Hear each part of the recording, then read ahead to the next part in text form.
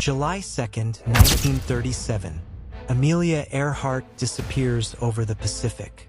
The world blames fuel, fog, fate. But decades later, a strange transmission brings her voice back. Before she vanished into the Pacific, Amelia Earhart walked into a room few ever saw and heard a request no civilian pilot should accept. The door creaked open slowly, revealing a narrow hallway dimly lit by flickering ceiling bulbs. Amelia stepped inside, her leather gloves clenched tightly in her hand. She wasn't in her familiar cockpit now. This wasn't a hangar or airstrip.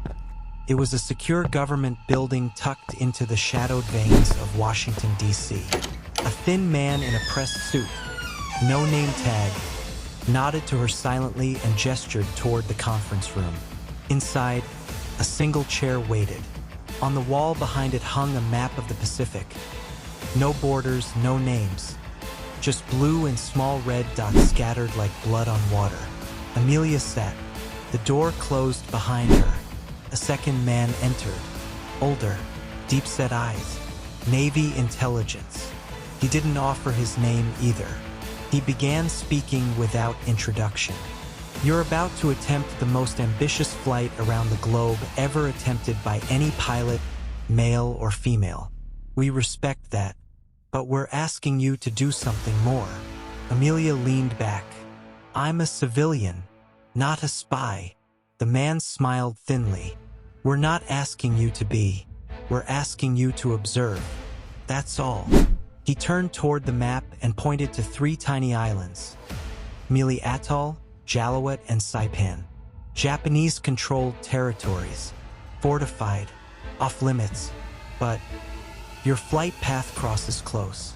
What do you expect me to see at 10,000 feet? Amelia asked. Runways. Docks. Radio towers. Movement. Ships. You'll know what's strange. He slid a small envelope across the table. These coordinates, coded, will be embedded in your backup charts. You'll carry a separate radio logbook. Write what you see. Transmit when safe. Burn after each entry. She hesitated. Amelia Earhart wasn't naive. She'd seen the signs of the coming storm in Europe. The U.S. played neutrality on the surface, but below, whispers of pre-war intelligence gathering spread like wildfire. What happens if I'm caught? The man paused. You're a lost pilot. A tragic accident. Nothing more. Amelia stood. And if I survive? He gave her a long look. Then you'll have helped your country prevent a war. She didn't shake his hand. She simply took the envelope, turned, and left the room.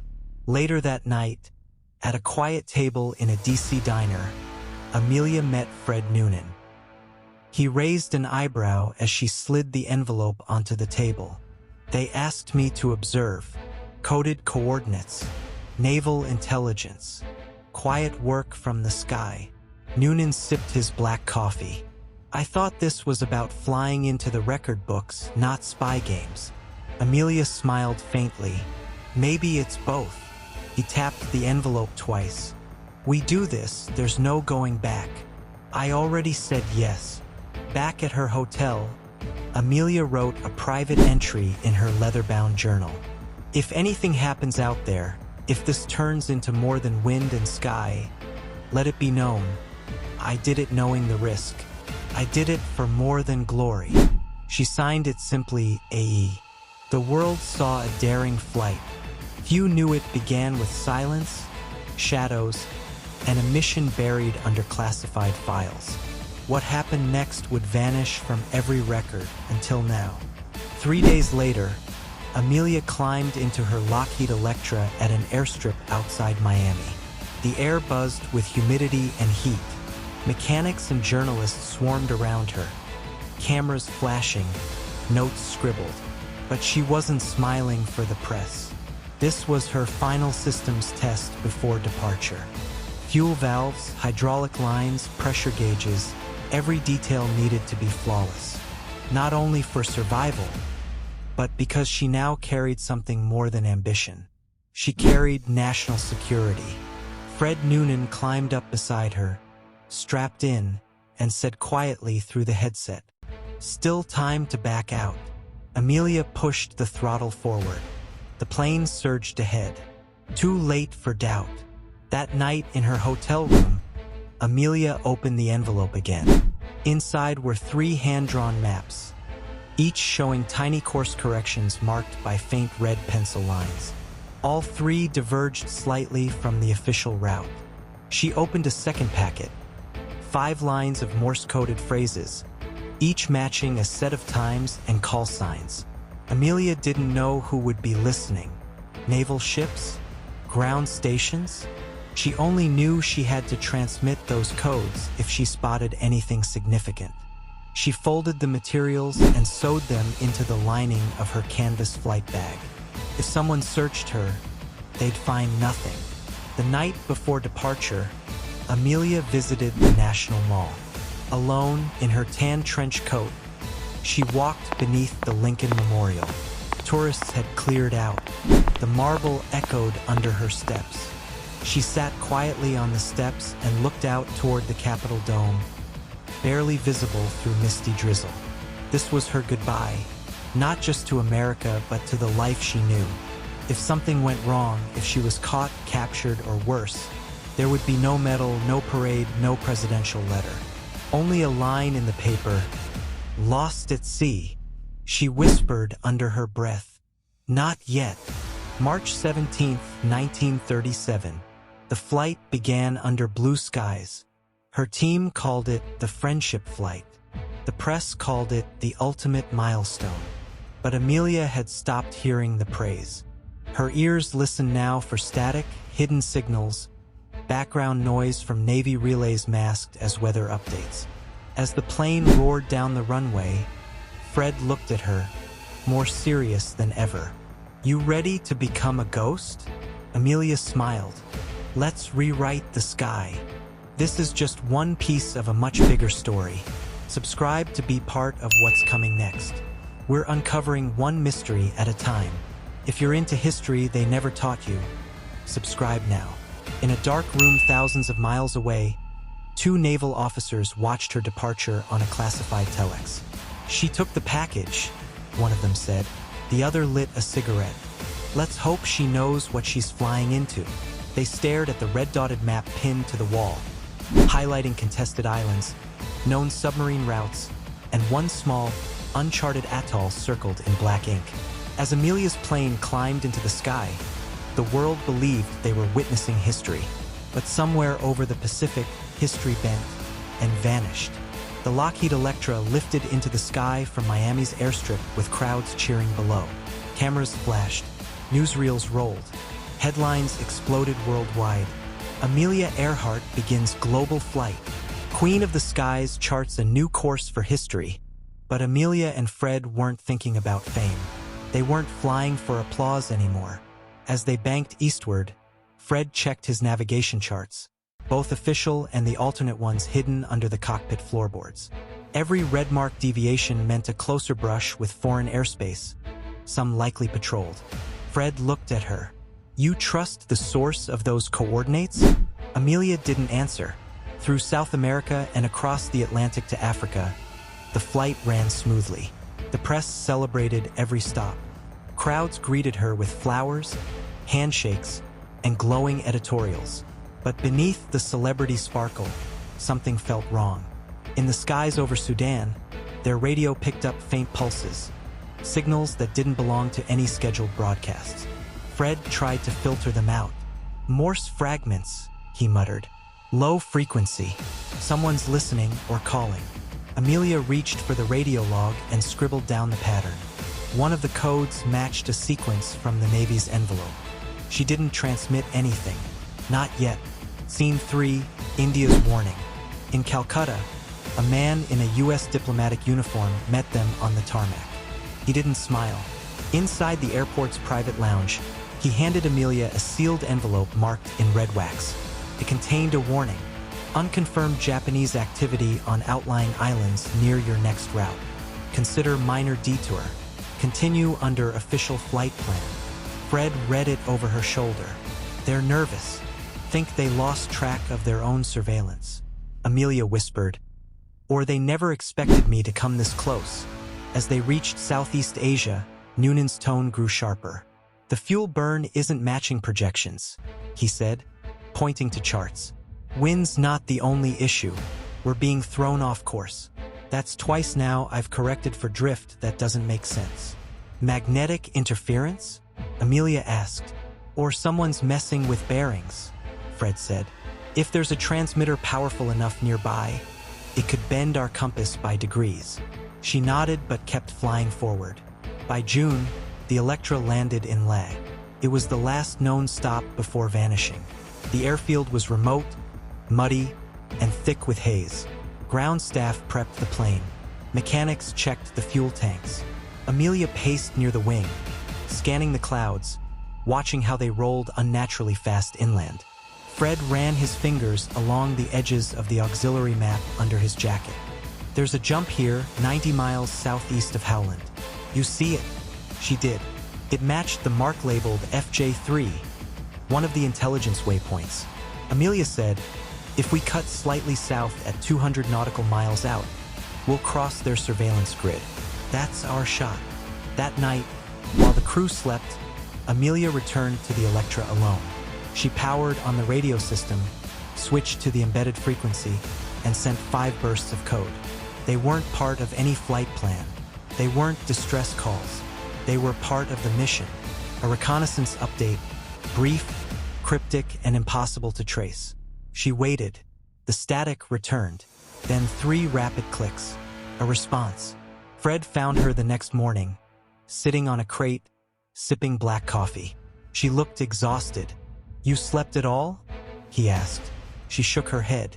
"We make this run," Fred said. "We cross into shadows. No rescue. No signal. No headlines." She looked up at him. "You don't have to come." He laughed once, bitter and soft. "You dragged me this far into history. Might as well see how it ends."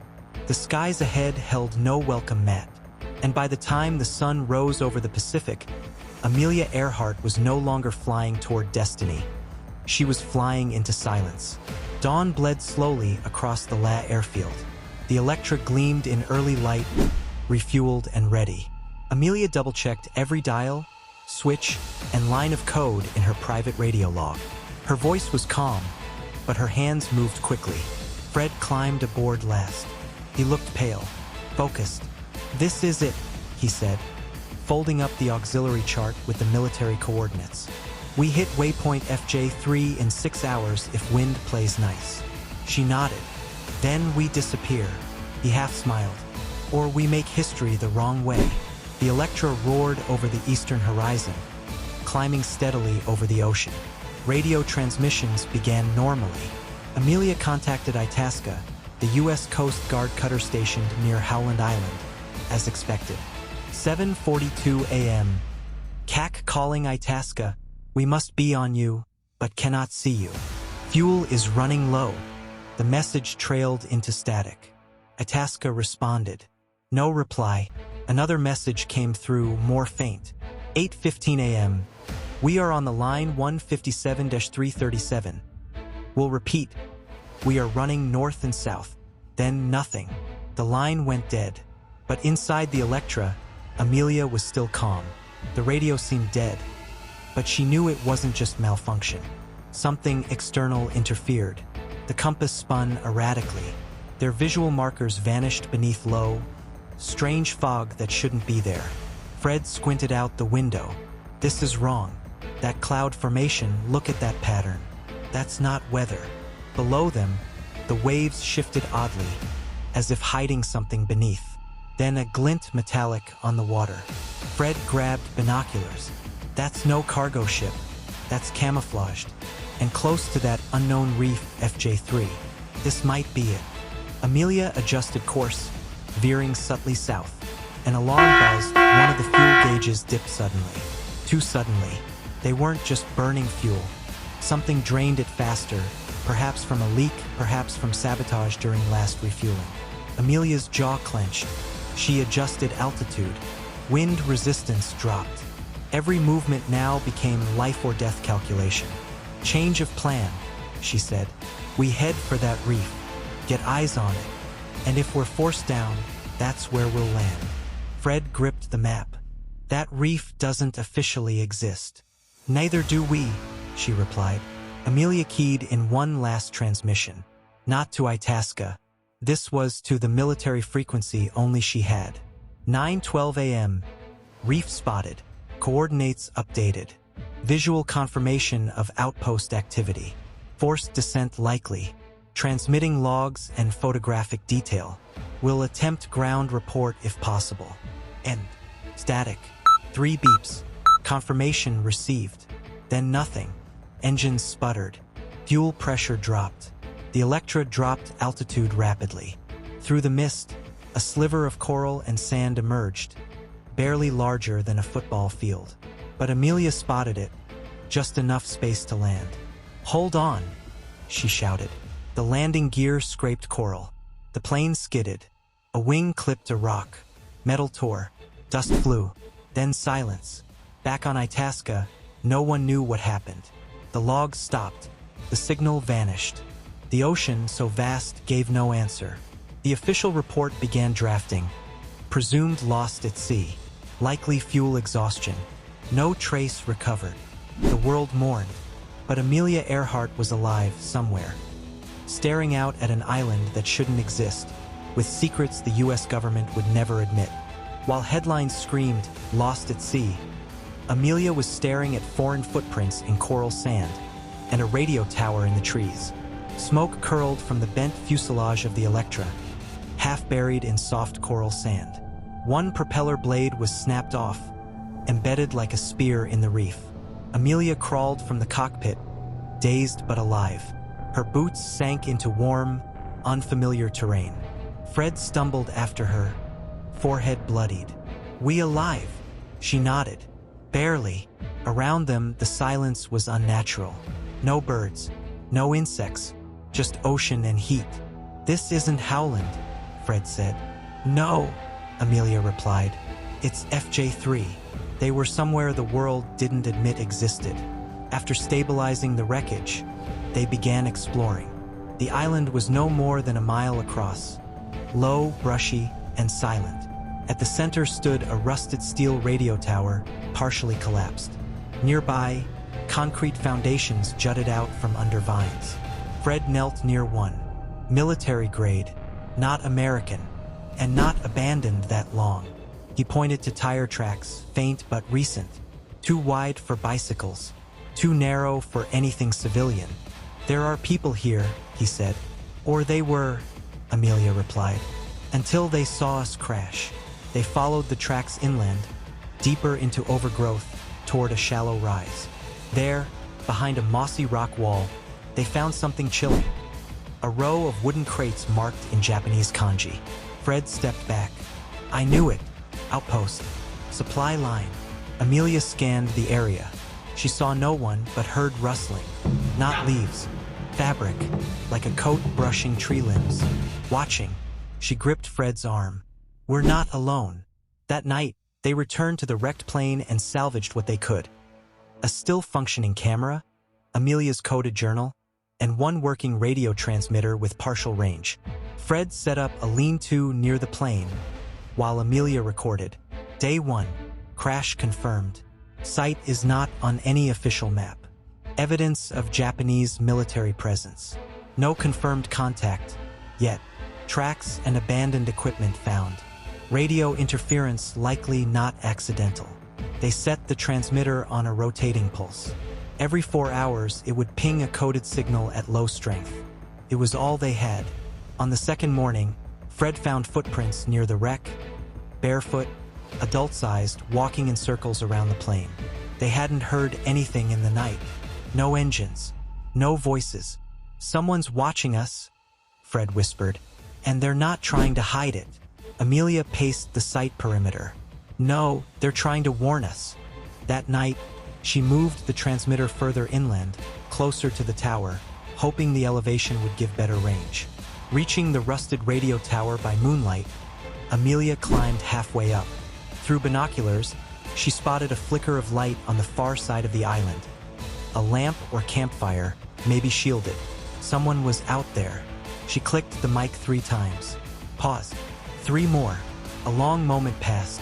Then, 2 clicks in reply. Back at camp, Fred sketched out a rough island map from memory. "If this is Japanese territory," he said, "we're prisoners in waiting. Or guests they haven't decided to detain," Amelia said. Fred added, "They're not killing us. They're observing. There's a difference." She looked at the camera in her hand. "Then let's give them something to watch. They survived the crash, but survival wasn't the challenge. Understanding why they hadn't been captured yet was." Morning. Fred stared at a boot print near the makeshift fire pit. A single boot, standard Japanese military issue, half buried in sand. In front of it, a knife stuck vertically in the ground. No blood, no message, just presence. "They're watching us," Fred said. Amelia examined the scene. "Or testing us." She scanned the nearby trees, dense, layered, and too still. That night, the fire died early. Amelia awoke to a low, rhythmic tapping metal on metal. She nudged Fred awake. The sound came from the wreck. She grabbed the flashlight and crept toward the Electra. The cockpit hatch was open. Inside, nothing, except a small paper, folded neatly and wedged behind the transmitter. Japanese script, a drawing of a plane. Below it, an arrow pointing to the northeast edge of the island. Fred translated what little he could. "North Dock, tomorrow, sunset, alone." Scene 3, the argument. Fred threw the note into the fire. "They're setting you up. You walk into that meeting, you don't walk back out." "They've had every chance to kill us," Amelia replied. "Exactly. They're playing with us, watching how far we'll go." She stared into the fire, face stone calm. "We came for intelligence. I'm going." At sunset, Amelia approached the northeast shore. The beach narrowed into a half-rotten dock, half swallowed by the tide. She waited. After 10 minutes, a figure stepped out from the shadows. Uniformed, clean-shaven, young. Japanese naval officer. No weapon drawn. He spoke softly in broken English. "I help," he said, "but not long." He handed her a worn canvas pouch. Inside, a folded map, annotated with coded naval supply routes and coordinates for small refueling outposts on nearby islands. She stared at him. "Why are you giving me this?" He answered simply, "I do not want war." Then he vanished into the trees. Back at camp, Fred exploded. "You're taking intelligence from a ghost in the jungle?" "He's real." "No, he's a trap with a face." Amelia unfolded the map, compared it to her own hidden charts. The locations matched. Even the coded tags from her military briefings aligned. "He's not lying," she said. Fred turned away. "Or he's a better liar than you think." For the next 3 days, they kept low. No more footprints, no more taps. But Amelia noticed something strange. Each morning, rocks were rearranged near their shelter. Small changes, intentional markers. Pattern. Fred dismissed it as paranoia. Amelia disagreed. Journal entry. "They're signaling something. I don't know what, but this island is not abandoned. It's a stage, and we're the last act." That night, something changed. The transmitter Amelia left hidden in the trees pinged back a strange signal. Morse code, but reversed. A signature phrase she recognized from her original briefing. "Blue current confirmed. Eyes closed. Await drop." Fred read it twice. "That's military. That's ours." Amelia's voice was flat. "They got my message." Fred asked, "So now what?" She closed the notebook. "Now we survive long enough for them to come." A plane crash didn't end the mission. It only opened the gates to a game Amelia didn't know she'd been playing. And now, she was winning. It happened just before sunrise. Fred had gone inland to gather water. Amelia remained near the wreck, examining the new rock formations near the signal fire. A low hum buzzed behind her, then the snap of a twig. Too late. A canvas hood dropped over her head. She twisted, shouted, kicked. Arms pinned her down. No words, no warning. Then darkness. She awoke to heat, sweat, cement walls. A single bulb swung from the ceiling. Her wrists were bound loosely. Not tightly, just enough to suggest control, not torture. A man entered. Not the one from the dock. Older, sharper, a higher-ranking officer with no insignia. He didn't speak for a while. Then, "You flew beyond where you were permitted." Amelia raised her chin. "I crashed." He slid a folder across the table. Inside, photos of her. Not press clippings, recent shots. Blurry, long-lens surveillance from previous stops. Bangkok, Calcutta, La. They'd been tracking her. He pulled out another photo, Fred, circling a Japanese fuel station on a coastal map. Another, Amelia studying shipping routes. "You are not civilian. You are an observer." She said nothing. "Your silence is confession." He leaned forward. "You are on a military test zone. We don't need confessions to act." Then his tone softened, too suddenly. "But perhaps we share the same enemy." He poured tea, offered her some. She didn't touch it. "I believe Japan and America will go to war, but not yet. And some of us want to delay that day." He unfolded a second map. Marked were not only Japanese refueling outposts, but American covert naval routes across the Pacific. "We know much more than you think." He pointed to one route labeled Opal Line. "We want to exchange information, but not with your generals. With you." Back at the wreck site, Fred returned to find it deserted. No Amelia, no tracks, only a rock in the middle of the fire pit with a red ribbon tied around it. He recognized it. It was the cloth Amelia used to wrap her flight compass. Fred's face darkened. He headed for the forest. Back in the bunker, Amelia was moved to another room, less austere, more like a barack. A different figure entered. It was the young officer from the dock. This time, without his uniform. Civilian clothes, hands shaking. "You must leave," he said. "You have one night. After that, command changes. I cannot protect you." He gave her a pack. Rations, a knife, a compass, and her own journal returned. Then he hesitated. "There's a cave. East Cliff. Low tide. Hidden." Amelia whispered, "Why are you helping me?" His eyes flickered. "Because not all of us want war. And because I know what they'll do if they learn what's in your book." As Amelia crept out of the compound, she moved like a ghost, silent, agile. She crossed into the trees, heartbeat echoing louder than her steps. She didn't notice the shadow following her, until it called out, "Going somewhere?" She froze. It was Fred, but his face was different, pale, blank. He stepped forward, and in his hand was the red ribbon she thought had been taken. "You weren't supposed to get this far," he said coldly. She stepped back. "What are you talking about?" Fred sighed. "You think you were chosen because you're brave?" He dropped the ribbon. "You were chosen because you're expendable."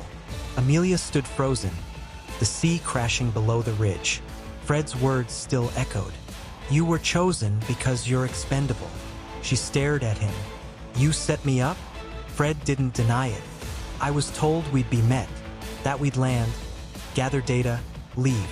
They didn't say anything about stranding you." His eyes were hollow, tired. "I thought it was a surveillance op. I didn't know they'd burn you. Us." Amelia stepped back. "You didn't warn me. I couldn't. I was watched too." She looked at the knife in her hand and lowered it. "Then help me finish this. On my terms." Inside a coral cave at the eastern cliffside, marked only by tide lines and a rusted steel rod, they found the real cache, left by the defecting officer. Inside, a waterproof satchel with a coded directory of signal routes and launch windows. The markings weren't Japanese. They were American. Fred scanned the documents. "These are ours. From Pearl. Months ahead of schedule." Amelia whispered, "They've been feeding both sides." They pieced it together. The island wasn't just a Japanese outpost. It was a blind drop zone, used by both sides to leave or intercept intelligence. Amelia realized something chilling. She hadn't been betrayed. She'd been used by her own side. Sending me through this corridor was never about gathering intel, she said. It was about bait, drawing out these transmissions, seeing who'd respond. Fred sat heavily on a rock. You were the broadcast, not the listener. Amelia opened her journal. She rewrote her mission, not with orders but intent. New objective: expose the relay, signal both ends, make them face each other. She spent the night crafting a new message, one only US command would understand, and one the Japanese would fear. She embedded it in the low-band transmitter with the help of the island's decaying tower, routing through a decoy signal marked as medical distress. Fred asked, "You think they'll listen?" "They'll have to. I'm broadcasting to everyone now." At sunrise, Amelia climbed the tower with the battery rig. The signal burst out, encrypted, layered, impossible to trace directly but recognizable to anyone monitoring both Pacific and Japanese channels. It read, "Asset alive. Relay compromised. Both ends exposed. Await interception. Coordinates locked. No extraction required." Fred looked at her. "You're not asking for rescue." "I'm making myself radioactive," she said. "No one will touch me now, not without burning their own hands." In the following days, no patrols came. No helicopters, no ships. But in the distance, a blinking light pulsed from a ship anchored far beyond reef line. Too far to reach, close enough to see. Amelia watched it each night. "They're listening," she said. Fred asked, "So what do we do now?" She smiled. "We make them wait." Amelia took her journal, pages coded, annotated, layered with intel, and sealed it inside a watertight canister. Then she hid it behind a coral formation on the southern shore. "If no one comes," she said, "this will." Fred helped her seal it. Then he added something she didn't expect: his pilot's badge. She was never just a missing pilot. She became the one thing the war machines on both sides feared: a rogue voice with proof of betrayal. 1,000 miles west of Hawaii, the sea is black and still. Inside a floating listening station disguised as a weather buoy, 29-year-old Callie Moreno, a marine radio technician, scans for satellite drift and emergency signals. It's routine until she hears something strange. Low band, Morse, too rhythmic to be random, too human to ignore. She records 5 minutes of it and reroutes it to her encrypted decryption software. The message that forms makes her drop her coffee.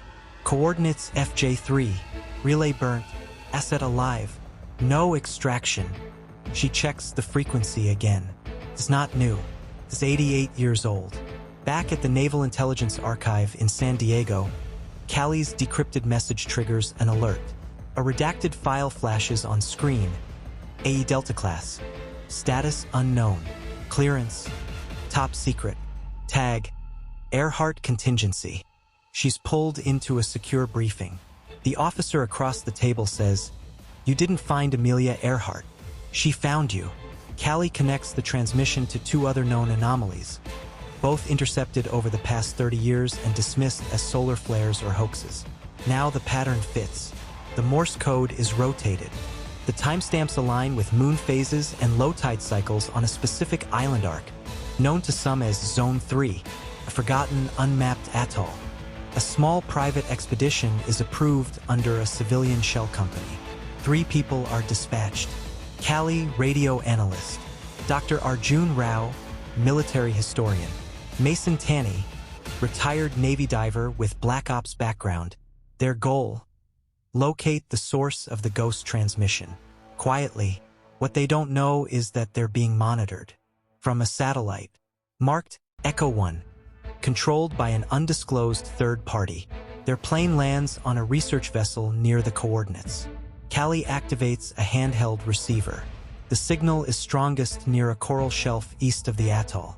Underwater, Mason prepares the dive. 2 hours later, he resurfaces, holding something sealed in rusted steel and coral. A canister. Inside, a flight badge, several pages in faded code, and a final journal entry signed, AE. If someone reads this, the war came, but I tried to stop it. They all lied, but I flew anyway. Back on the ship, Callie runs voice pattern analysis against archived Earhart broadcasts from 1937. Match. 98.7% certainty. Her voice is on the transmission. Still repeating. Still active. After 88 years. Arjun translates the ciphered maps. They're not just notes. They're coordinates to outposts, shipping lanes, and political corridors between American and Japanese forces before Pearl Harbor. If verified, they rewrite World War II history. He looks at Callie. This isn't just a missing pilot, he says. This is the voice that tried to stop a war. The world thought she vanished, but Amelia never disappeared. Her voice just waited to be heard. Fred Noonan stood at the cliffside, the ocean below calm and infinite. He hadn't slept in 2 days. The heat pressed against his skull like a vice. He looked down at the knife in his hand, not as a weapon but a symbol. It had been given to him with orders. To kill. Not to kill Amelia, but to stop her from being captured alive. That was the real order. He never followed through. But now the consequences pressed in. No contact. No extraction. You failed. The voices haunted him. Amelia sat nearby, quietly scribbling in her journal. She'd stopped trying to convince Fred of anything. She just wrote. Fred approached her and placed something beside her foot. It was his service pin. "Why are you giving me this?" she asked, not looking up. Fred said, "Because I don't need to finish my flight, but you do." That night, Fred loaded a small raft with the last battery pack, a backup transmitter, and a sealed copy of Amelia's journal. He planned to drift toward the blinking light offshore, the one that watched but never approached. He wasn't trying to escape. He was delivering a decoy package, one that would look like the only remaining intel in hopes they'd stop looking for Amelia. Amelia confronted him on the beach. "You won't make it." Fred smiled. "I'm not supposed to." He stepped into the water. The raft drifted into open sea. 3 hours later, through binoculars, Amelia saw lights appear. Low, sharp, fast. A black boat. No flags. It intercepted the raft. There was no gunfire. No explosion. Just silence. Then it turned, vanishing into the fog. Fred never returned. Back at camp, Amelia found a second journal Fred had hidden inside the wreckage. Not full entries, just fragments, sketches, coordinates, alternate charts. He had mapped everything. If they find me, they stop looking for her. If they find her, history changes. One of us has to vanish. Amelia wept for the first time since the crash. Amelia returned to the coral cache where her original canister was hidden. She added one final note. Fred died so I could become invisible, so that someday someone would hear this. He didn't vanish. He volunteered. Then she buried it deeper, beneath the sand and coral, beneath the noise of the world. She survived because he disappeared. Not all heroes make history. Some bury it to save it. Days passed. Then a week. The jungle no longer moved. The patrols had vanished. No more lights on the water. No more knocks in the night. Amelia Earhart was alone. She stopped calling for help. Stopped listening for Fred's return. Instead, she started writing, using pages from 3 notebooks, some coded, some plain. Amelia created a new diary. Not for military eyes. Not for the press. For the future. Each page contained one truth. Not fact. Truth. I was used. I accepted it. Fred was more loyal than the people who sent him. I flew for peace, not glory. They'll say I got lost, but I knew where I was the entire time. She didn't record the mechanics of the crash or the coordinates of the radio tower. She focused on what no report could explain. The night Fred admitted the truth. The look in the Japanese officer's eyes when he handed her the map. The silence of the ocean just before the transmissions ended. The moment she realized she would never be rescued. She didn't blame anyone, but she didn't forgive them either.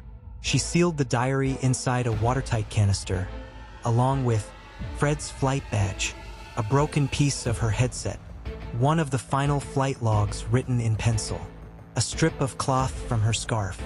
Then she wrapped it in oilcloth and walked to the southern coral shelf. where the tide shifted only once every full moon. There, she placed the canister in a crevice, wedged it beneath sea-carved stone, and sealed it with sand, moss, and a prayer. If you find this, finish my flight. If you read this, tell the story right. She wrote her last line beneath a sketch of the island's shape from the air. I didn't vanish. I chose to become a question they couldn't answer. She signed it with her initials, not her name. Not for fame, for identity. Then she sat on the reef until the sun set, not waiting for rescue, just listening. That night, she heard something distant, low engines. No lights, no flags. She didn't light a fire. She didn't send a signal. She turned away and walked back into the jungle. Because some disappearances were meant to last, until someone earned the truth. The diary was her legacy, but silence was her message. And the world wasn't ready to hear it, until now. Amelia watched the horizon from the edge of the reef. On the third night since her final diary entry, a ship appeared. No markings, no flags, just the hum of an engine too smooth for a civilian vessel. She didn't move.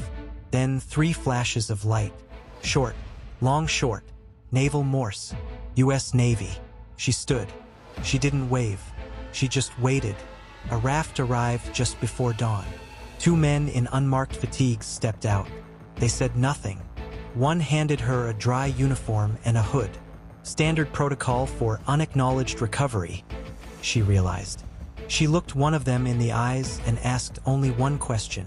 How much does the public know? His answer chilled her. They believe you ran out of fuel. We suggest you let them. She was flown out within hours. No customs, no cameras, no welcome, just a steel room in Pearl Harbor and 2 officers in dark suits waiting. They called her Asset AE-1. Not Miss Earhart, not Colonel, not Citizen. They offered her 2 choices: disappear permanently, sign a lifetime silence agreement, and work under a new identity as a civilian intelligence analyst in the Pacific Theater. She chose the second, but she made one demand. My story stays buried, but my truth does not. Someday, someone finds that diary. Weeks later, a photo appeared briefly in a confidential file, never released publicly. A woman, short hair, glasses, walking beside a military convoy in Tokyo, 1946. Face blurred. No name, but the walk, the chin, the stance, unmistakable. It was her.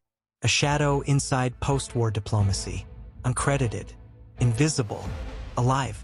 Back in Washington, a man slid the file labeled AE-1 status, sanitized, into a steel drawer and turned the key. Under it, a handwritten note. Survived. Saw too much.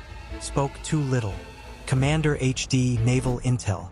The public received a statement. The U.S. Navy has concluded that Amelia Earhart and Fred Noonan likely perished at sea near Howland Island due to fuel exhaustion. Despite extensive search efforts, no evidence has been found. It was broadcast globally.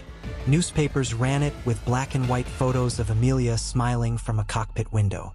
And just like that, her name became legend, not fact. In the jungle on the island, the wind shifted. A small rock cairn toppled. Beneath it, sealed in coral and silence, a diary, a badge, a truth not yet ready to be believed. They took her from the island, but not to bring her home, to bury her story where no one could reach it. Until now. 1942, Tokyo. A woman walked through the back corridor of the U.S. diplomatic office in a city at war. She wore a gray skirt suit, short-cropped hair, wireframe glasses. No rank, no identity. To most, she was an analyst, a whisperer, a source of insight. To 3 men in naval intelligence, she was AE-1, a living ghost. Her name was never spoken in meetings. Only her notes mattered. Her observations shaped policy. Misdirected movements shifted attention. She moved maps with words without being seen. 1943, Washington, D.C. A magazine cover. Amelia Earhart, the lost legend of the skies. She stared at it from behind a coffee shop window on a rainy night, dressed like any ordinary clerk. An article claimed she had flown too far, too recklessly, ignoring orders. Probably drowned, possibly delusional, undoubtedly a tragic end. She read it, start to finish, then folded it carefully, tucked it into her bag, and never spoke of it again. 1945, Guam. Victory declared. The war ended. Japan surrendered. She stood on a cliff at sunrise, watching ships return to port. A young sailor stood beside her and said, "Wish Earhart could have seen this." She replied softly, "Maybe she did." He smiled. "You sound like her." She smiled back. "I get that a lot." Through the late 40s, she wrote 3 letters, to her mother, to President Truman, to herself. None were mailed. Each ended the same way. "I did not disappear. I was taken. And I stayed silent so the truth could survive." 1952, Hawaii. She helped vet post-war Pacific narratives. Her name appeared in no debriefs, no files, just initials and fingerprints on decisions that saved hundreds of operatives' lives. One handler said to her, "You've done more behind a desk than you ever could have in the sky." She looked him in the eye and said, "I never stopped flying. I just stopped being seen." 1960, retirement. She was relocated under a civilian protection program, given a new identity, taught to fade. She ran a bookstore near the coast, quiet, always watching the sky, listening to distant frequencies at night. One night, she wrote a final line in her private notebook. "If they ever find me, I want them to know I didn't run. I just stopped answering to lies." Back in 2025, Callie Moreno receives a decrypted ping from a declassified Cold War satellite once known as Echo 1. Inside the signal's metadata, a match to the AE-1 voice print. Attached, a timestamp, 1967. Location, Okinawa. Someone somewhere was still transmitting under her ID. Even decades later, history erased her. Intelligence buried her. But the world forgot to ask the most dangerous question of all. What if she never stopped watching? Callie Moreno stood inside the Pentagon's subbasement, flanked by 2 armed guards and 1 stone-faced civilian liaison from Naval Intelligence. Her request to access Vault Omega, the sealed records room for unsanctioned missions before 1950, had been denied 3 times.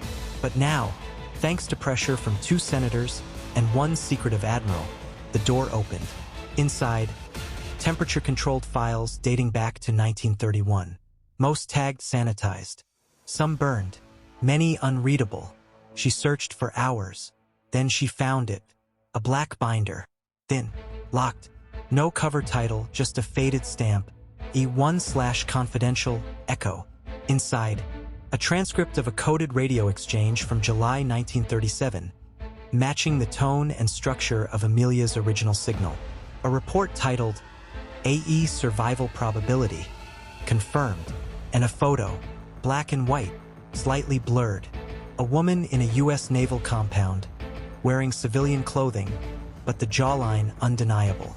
It was Amelia, signed beneath, asset transferred, Pearl Harbor, clearance, blue current. Arjun Rao, the historian accompanying Callie, scanned the back of the file for signatories. One name stood out, Commander Howard Deakins, Intelligence Division, 1946. He was presumed dead in 1954, but beside his name, someone had written in pencil, "She lived, but her truth died with us." Callie looked up. "This is the moment." Arjun nodded. "You've just broken history." Another document, a secret memo sent to then-President Truman in 1947.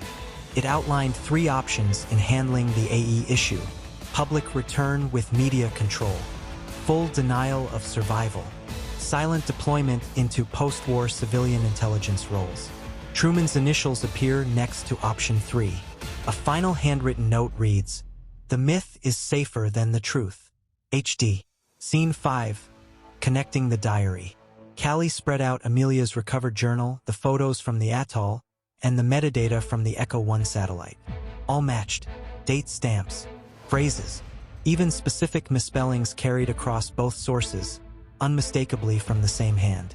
Amelia Earhart's voice wasn't lost. It was classified. Intentionally. The team debated the final choice: publish or protect. Then Callie made her decision. She uploaded a redacted version of the journal, photo, and radio signal archive to a secure open-source history server under one title: the AE1 Dossier. The truth behind Amelia Earhart's disappearance. Within 6 hours, the page received over 2 million views. That night, as the team reviewed feedback from journalists and historians across the world, a new radio signal broke through their encrypted monitor. Low, faint, Morse. Translated, it read, "Found it. You listened. You finished the flight." She was erased from history, but she never stopped sending her signal. And now, the world is finally tuned in. 3 days after the AE1 dossier was leaked, Callie received an encrypted email from an unlisted Pacific IP address. The subject line: "She lived in our waters."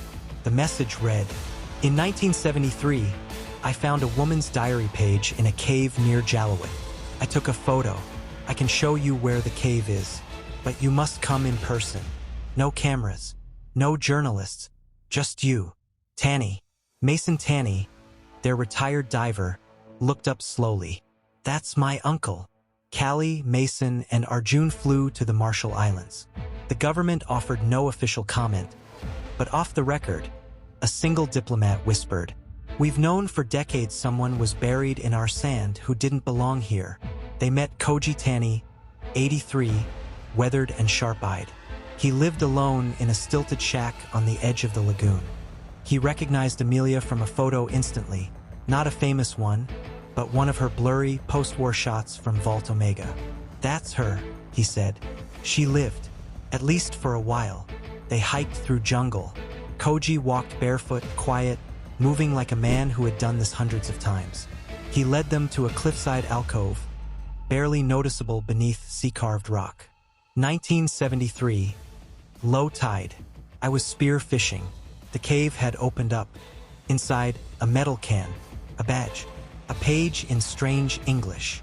The can was gone now, taken perhaps by scavengers or the government, but Koji had the photo. The Polaroid was faded, but still clear enough. Inside the cave, a rusted US pilot badge, a torn page from a flight log, and a scrawled message on the wall: "I am not lost. I am waiting to be believed." Callie stood in silence. "It's her handwriting," she whispered. Arjun confirmed. "The same as the journal. Same slant.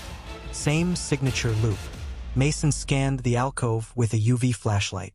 A faint outline appeared, chalk marks. Letters faded by water and wind, but still legible. E+FN. July 1937. FJ3. They had found the island. They had found the proof.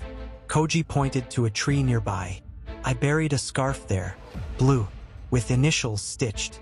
She wore it when I saw her once. Thought she was a ghost." They dug gently beneath the roots. Wrapped in oilcloth, still faintly blue, Amelia's scarf. Initials embroidered in hand-stitching, AE. Back in Washington, news broke faster than expected. Photos, coordinates, the inscription, the scarf, the matching handwriting. The Smithsonian issued a statement.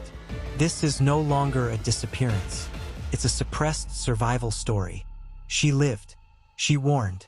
She watched. And now, the world has finally heard her voice echo across the ocean. She never truly left." The signal came at 3:17 Greenwich Mean Time.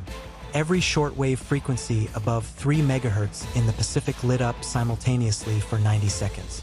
A voice, not a modern transmission, not synthetic, crackled through the static. "This is Amelia Earhart. Coordinates confirmed. I am safe. I repeat, I am safe." The recording wasn't new. It was old, archived, but no one had ever heard it before. In New York, a reporter wept on live television. In Tokyo, a retired professor of military history saluted an old, grainy photo of a woman walking beside American soldiers. In Kansas, a schoolteacher updated her class curriculum. Amelia Earhart didn't just fly around the world. She changed it. Then she disappeared. Because we weren't ready. 1 month later, in her hometown of Atchison, Kansas, a new memorial was unveiled. But not a statue. A sky map, etched in stainless steel. Every known stop of her final flight. Every coded coordinate. Every island. At the bottom, a simple inscription. She never crashed. She never quit. She simply outflew the story they wrote for her. Recovered from the bottom of the atoll cave. Tucked inside a second waterproof pouch. One page had remained hidden until now. Her final message. Scrawled in pencil, nearly erased by humidity and time. If you find this, know that I chose silence not because I was afraid, but because the world wasn't ready for the truth. When you are, I'll still be here, in the static, waiting. Back aboard Callie's ship, she adjusted the dial on the backup receiver. No official broadcast, just her, alone scene. She leaned into the mic. Amelia, we heard you. You're not lost anymore. She hit transmit. The signal rose into the air, bouncing across clouds, satellites, waveforms. And somewhere, in a frequency only the ocean knew how to hold, came 3 slow clicks in reply. Do you believe Amelia Earhart was working for the US government? What's your theory? Was Amelia rescued or silenced? If you found her journal today, would you release it to the world or protect it? How would you feel if your country erased your legacy like this? If Amelia were alive today, what do you think she'd say to us? Do you think the truth about Amelia was hidden on purpose or to protect peace? Which part of this story hit you the hardest? If this story gave you chills, hit like. Hit like if you believe hidden truths always surface. Smash the like button if this changed how you see Amelia Earhart.